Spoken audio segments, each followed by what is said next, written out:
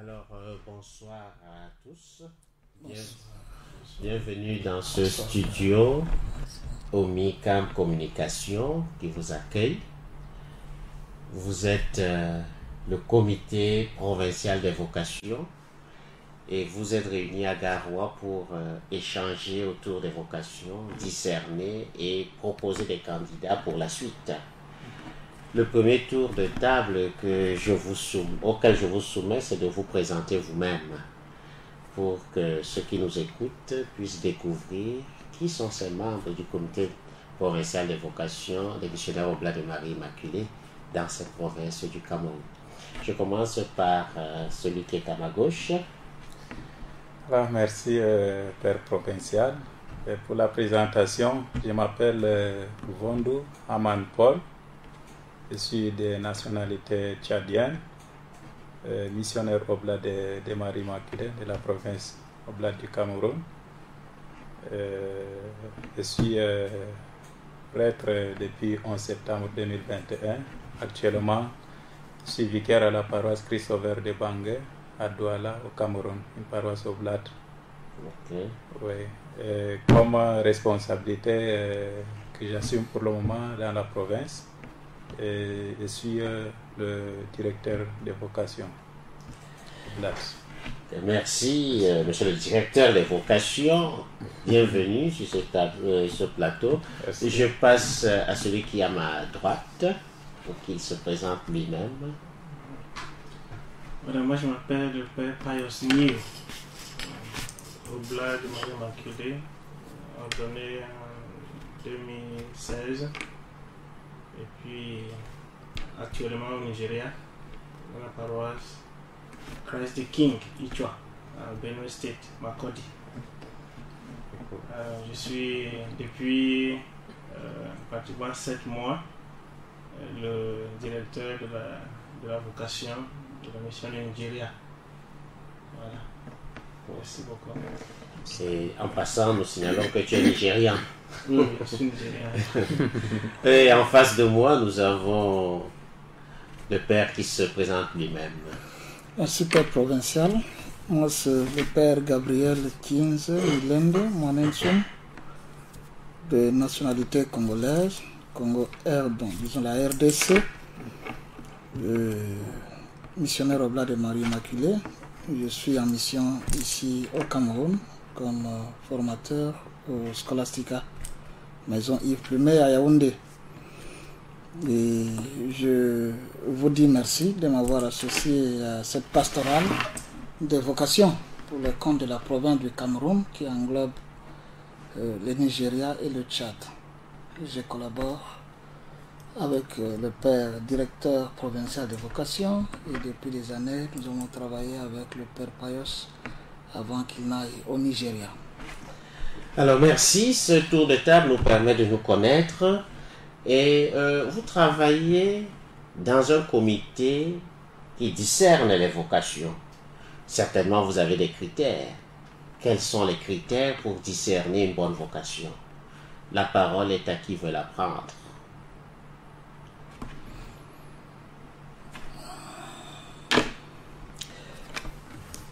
Si vous me permettez,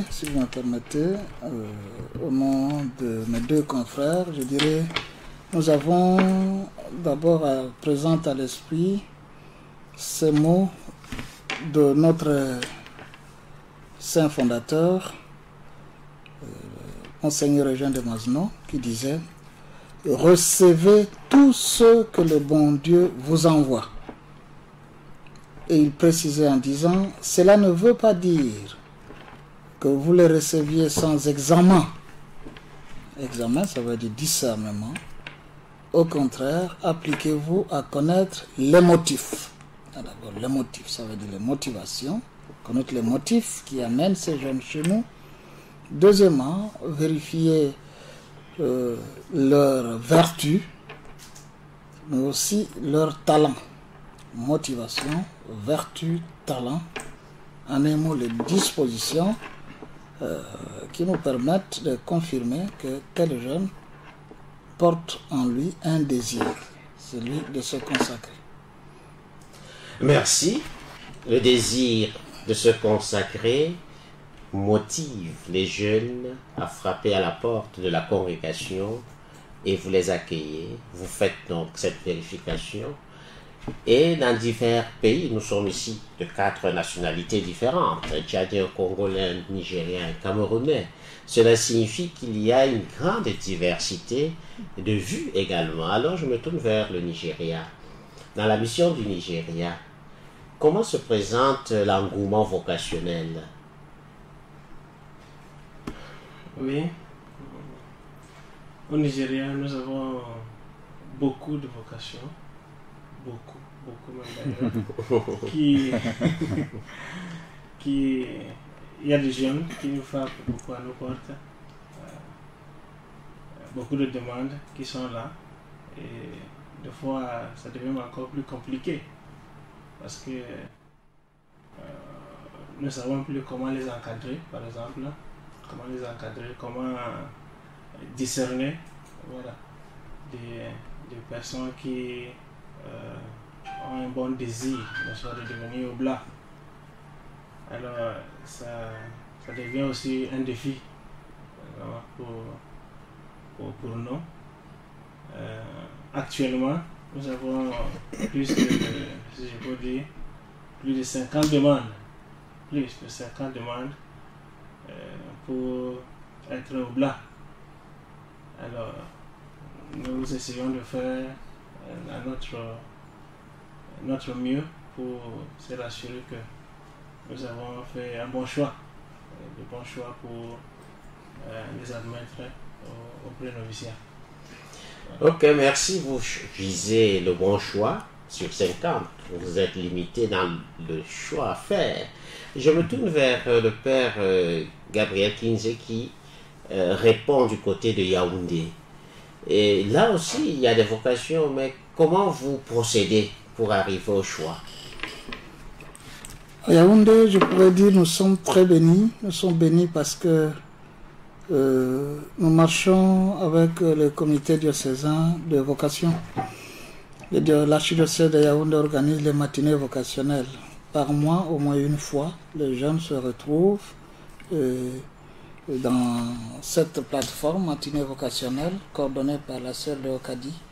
Nous prenons part à ces matinées et nous avons, par l'organisation de ces matinées, l'opportunité de faire le tour des paroisses pour l'animation vocationnelle. Et là, nous faisons connaissance non seulement des jeunes, des parents, des curés, avec qui nous collaborons.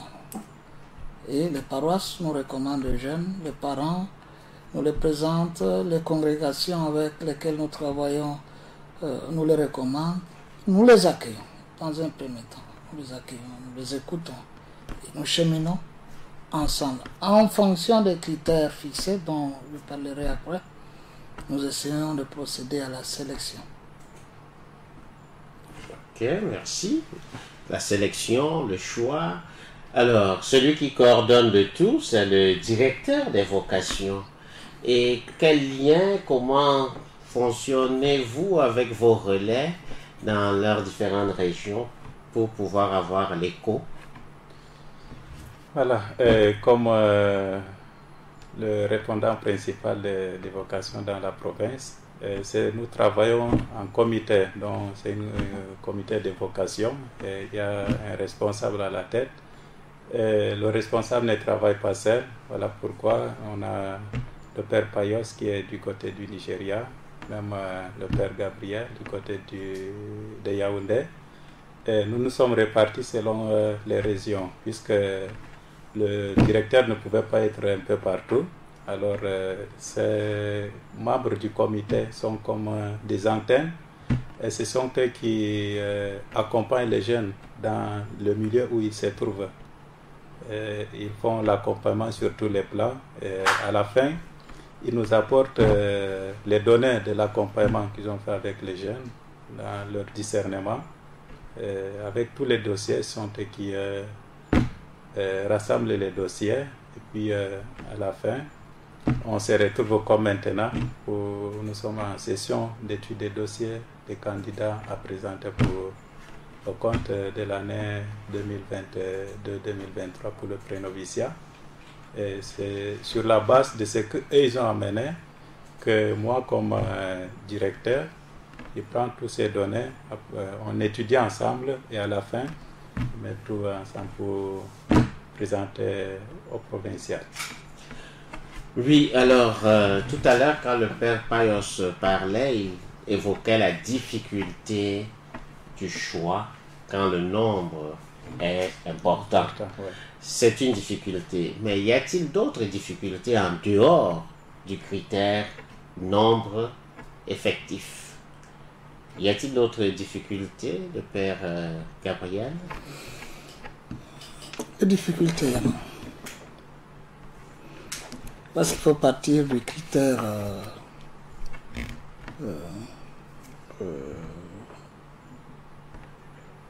au départ, pour accueillir un jeune, il faut s'assurer qu'il est baptisé de sexe masculin tout court.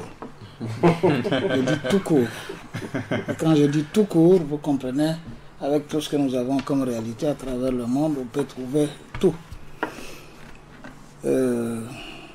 Baptisé, mais ayant aussi à clôturer les sacrements d'initiation chrétienne, ça veut dire le baptême, la première communion, la confirmation. On rencontre des jeunes qui viennent et qui n'ont pas clôturé ces sacrements. Alors il faut les accompagner, on leur dit non, vous ne pouvez pas venir chez nous sans avoir été baptisé, sans avoir reçu la première communion, sans avoir reçu la confirmation. Et même s'ils sont déjà baptisés, même s'ils ont déjà reçu la confirmation et la première communion, l'obtention des documents, vous savez, aujourd'hui les jeunes se déplacent d'un milieu à un autre, et parfois c'est quand on leur demande ces documents qu'ils doivent se diriger vers leur paroisse d'origine. Pour ceci, il y a le retard dans ces domaines-là, mais on finit toujours par obtenir ce que l'on peut. Une autre difficulté, c'est surtout par rapport au niveau. Les jeunes viennent nombreux. Est-ce qu'ils répondent? Est-ce qu'ils ont le niveau scolaire requis? Et nous vérifions aussi, quand un jeune dit qu'il a obtenu le diplôme d'État, ce que nous appelons le bac ici, le baccalauréat, il faut vérifier si vraiment les niveaux reflètent le papier présenté. Ça peut être le niveau bac, ça peut être le niveau licence ou master.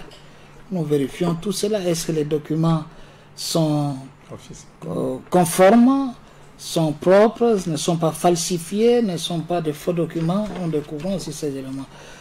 Mais de plus en plus aussi, il y a tout ce mouvement de jeunes qui passent d'un séminaire à un autre, d'une congrégation à une autre. Il faut vérifier. Nous les accueillons, mais il faut aussi savoir pourquoi ils sont partis de là, pourquoi ils viennent chez nous. Et nous découvrons ce qu'on peut. Comprenez que là aussi c'est une difficulté. Une autre grande difficulté, c'est au niveau des familles. Il y a des familles africaines qui ne sont pas prêtes à libérer leurs enfants pour la consécration dans la vie religieuse. Et il y a des jeunes en tiraillement avec leur papa, leur maman, l'un ou l'autre membre de la famille. Il faut de la patience jusqu'à ce que les jeunes viennent sans murmure chez nous, si vraiment on doit l'accueillir. Il y a d'autres difficultés. Bon, je laisse un peu la parole. Oui, le père des difficultés à énumérer. Il y a, oui, une difficulté que nous observons aussi, c'est la santé. La santé de beaucoup de candidats qui est très faible. C'est-à-dire, certains, on les voit en santé physiquement, mais quand on passe aux examens, des fois, on observe que bon, on ne pouvait pas à cause de problèmes de santé. Ah oui, cette question de santé de plus en plus assez inquiétante. Il y a plus de jeunes malades que des adultes. Okay. Et puis on le constate dans les séminaires. Beaucoup de jeunes sont malades. Qu'est-ce qui se passe? Est-ce que le directeur de vocation a une explication? Bon, la maladie, ça ne se prévoit pas. Hein. Ils sont malades, alors je pense avant de les admettre, on tient compte de cela. Ça fait partie des critères. Nous demandons le bilan de la santé et on tient compte de ça. Si on voit que la personne est malade et qu'elle sera un peu un handicap pour lui pour bien suivre la formation quand on l'admet. Alors, comme ça, on peut peut-être lui dire de se soigner d'abord. Donc, pour éviter qu'il commence après, qu'on puisse parler comme vous le dites maintenant, qu'en formation, nous avons plus de jeunes malades que les vieux. Il ne faut pas faire des séminaires, transformer des séminaires en cliniques. Clinique, voilà. Ok. Alors, vous avez parlé des difficultés, mais il y a aussi des joies. Quelles sont vos principales joies dans ce que vous faites? Oui. Et évidemment, il y a la joie. Déjà, la joie, la première, c'est d'abord de voir que nous avons beaucoup de candidats qui frappent à notre porte, comme si on prend le cas du Nigeria. Et ce n'est pas seulement le Nigeria, le Cameroun, le Tchad. Vous vous souvenez, le Tchad, un temps, on disait qu'il y a peu de vocations. Et maintenant, il y a beaucoup qui se présentent.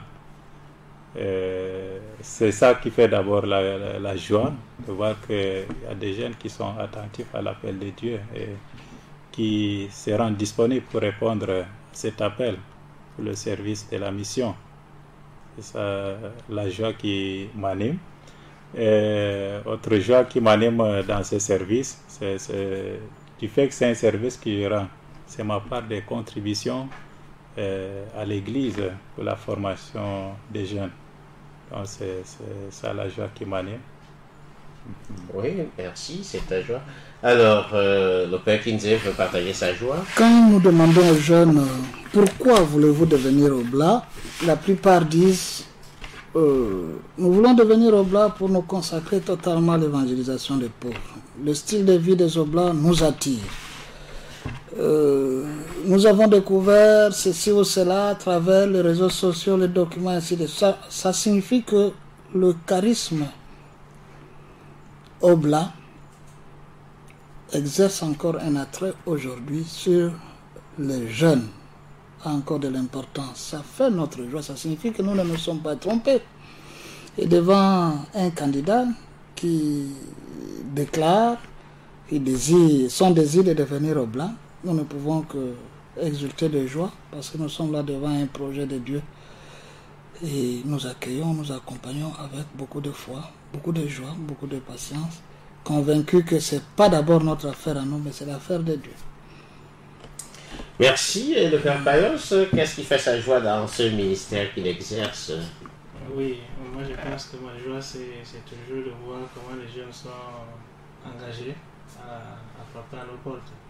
Parce que, comme il disait, au Nigeria, nous avons beaucoup de vocations. Et je suis content toujours de devoir venir. Vraiment, à chaque moment, ils sont là.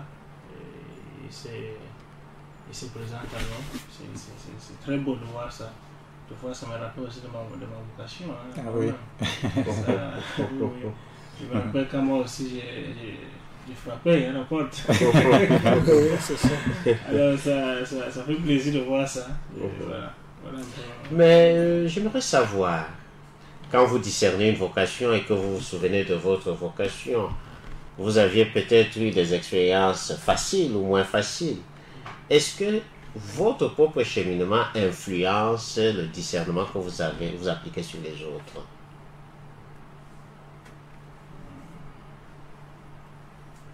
Oui, dans un sens, parce que, par exemple, moi, quand j'aspirais sur les oblats, c'était un peu plus facile. C'était un peu plus facile. Il n'y avait pas beaucoup trop de, comment dire, des candidats ou des critères. Oui, des candidats. Et puis beaucoup de critères aussi n'étaient pas là. Oui, par exemple, alors, on était pris. Bon. Et nous, maintenant, quand on voit ça, on se dit, il ne faut pas être trop exigeant aussi sur certains critères. Voilà. On parlait aujourd'hui de critères d'études. par exemple. Bon, c'est vrai qu'à ce moment-là, il n'y avait pas trop de critères d'études. Maintenant, bon, le monde a changé. Il faut beaucoup plus insister aussi sur l'étude, le niveau dont tu parlais, le niveau d'études. Alors, il faut prendre ça en considération. Voilà. Oui, merci pour cela. Alors, je reviens maintenant sur la politique même d'accompagnement des vocations. Vous connaissez les jeunes qui viennent vers vous, mais connaissez-vous leur famille? Quelle relation avez-vous avec les familles des aspirants, de ceux qui cognent à la porte? Comment vous collaborez avec les familles? Puisqu'une vocation vient de quelque part. Oui. Oui, qui veut dire quelque chose? Bon, il y a la visite de famille que nous faisons. Oui. Nous partons dans Et familles. en quoi consiste la visite des familles? Juste aller saluer la famille et avoir une bonne bière? Bon, pour voir la vie des parents, oui. pour avoir leur avis sur leur vocation. Et aussi, les parents aussi nous donnent des informations aussi sur le candidat. Aujourd'hui, parler de... Nous savons.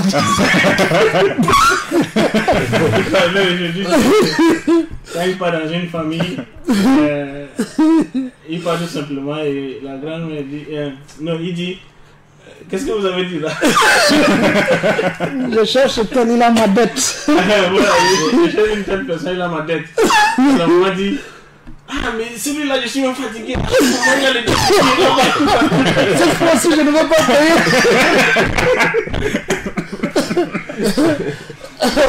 Pourtant, ce n'est pas dans la dette. Aussi sur le candidat. Est-ce qu'il est bien porté à la maison? Oui, parce que des fois, bon, on le voit de loin. On voit quelqu'un qui vient à l'église, il se comporte bien pour se faire voir, bon, je sais pas. Mais en famille, il est autre. Alors ça nous aide aussi à discerner.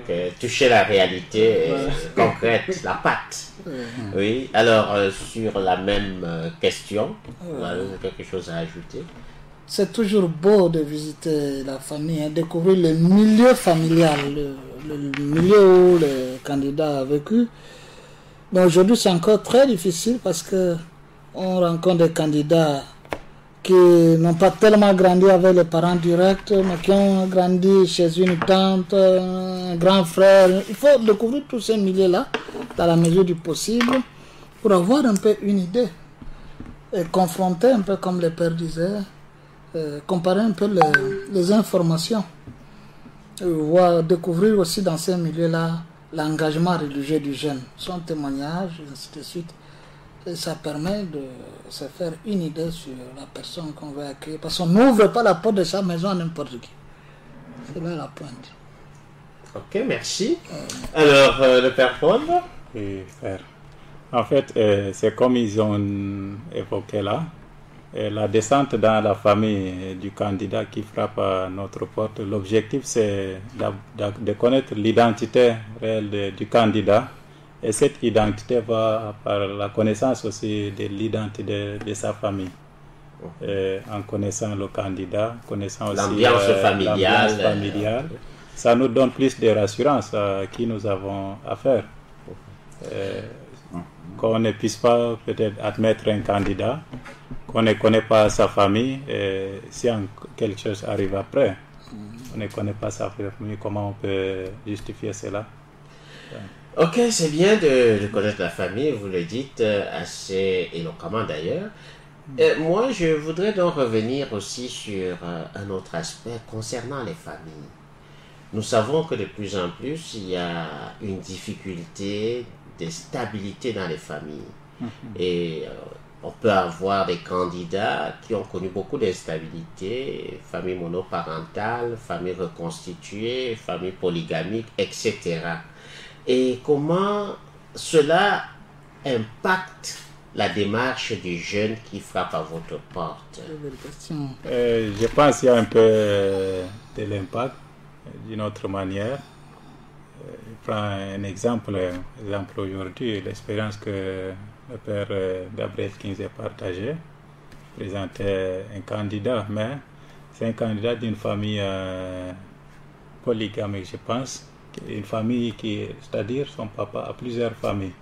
Et que le candidat lui-même ne connaît pas le nombre des enfants de la famille, puisque son papa a plusieurs familles, plusieurs épouses. Il ne connaît le nombre de ses frères et sœurs que ceux qui sont du côté de sa maman. C'est déjà une difficulté qui peut influencer. Oui.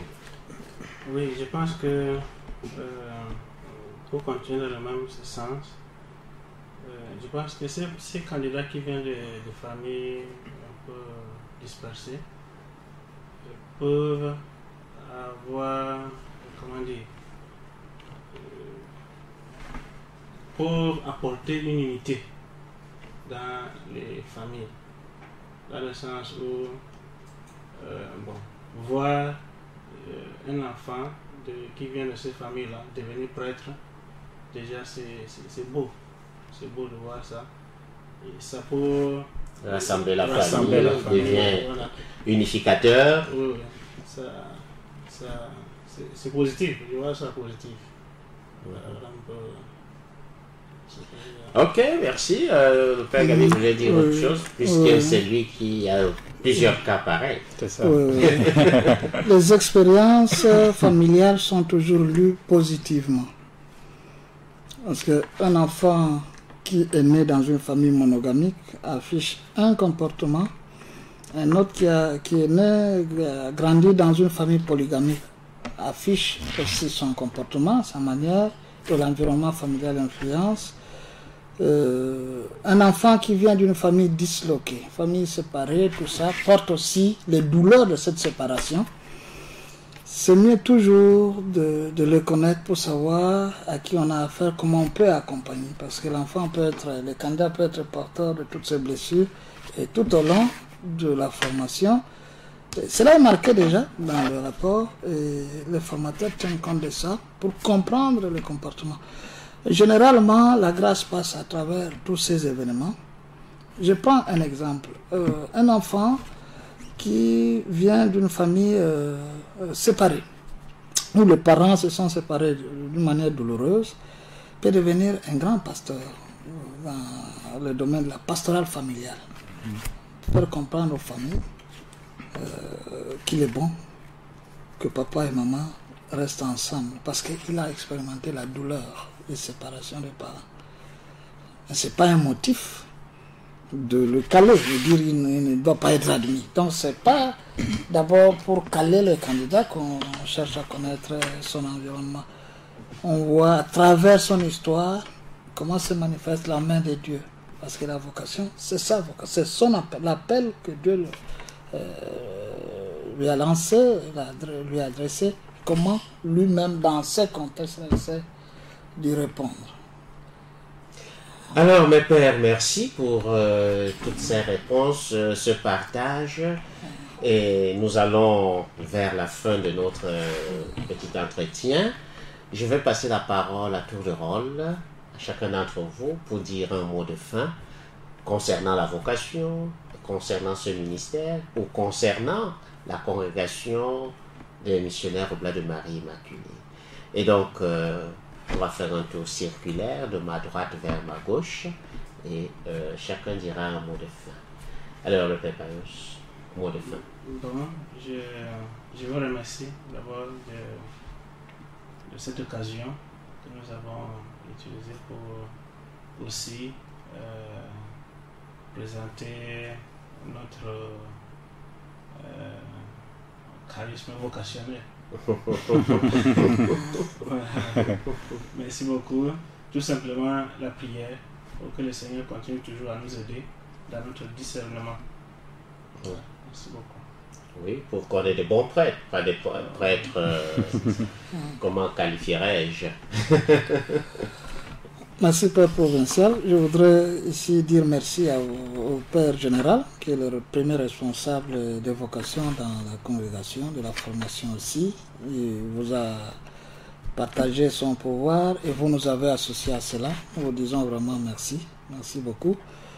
Et notre mot de la fin, c'est notre prière en faveur de tous ces jeunes qui cherchent des personnes qui peuvent les aider à discerner le sens à donner à leur vie. Que la grâce du Seigneur nous accompagne toujours. En fait, ça pour le bien de l'Église, pour la gloire de Dieu bien sûr, pour le bien de l'Église et pour l'avenir de la mission. Qu'ils viennent comme candidats frères ou comme candidats prêtres, nous les accueillons. Oblat frère, oblat prêtre, c'est pour la mission, selon les charismes de Jean de Mazma. Oui, alors la boucle. Voilà, merci Père Provincial. Merci d'abord pour votre attention, l'attention que vous mettez pour nous accompagner aussi dans ces ministères d'accompagnement des jeunes dans leur cheminement vocationnel. Et merci pour ce temps que vous nous avez accordé pour le partage, au moment même que nous sommes en train de réfléchir sur le fait des vocations. Merci pour tout. Et merci aussi à mes collaborateurs du comité des vocations. Ils ont fait violence par rapport à leurs activités qu'ils ont dans leur paroisse pour être présents ici pour réfléchir sur le fait des vocations et faire une évaluation des candidats que nous avons accompagnés durant toute l'année. Merci bien, merci à tous. Nous rappelons que vous discernez les vocations des candidats prêtres et des candidats frères. Nous sommes une congrégation de droit pontifical, certes, elle est cléricale, mais également nous associons des frères.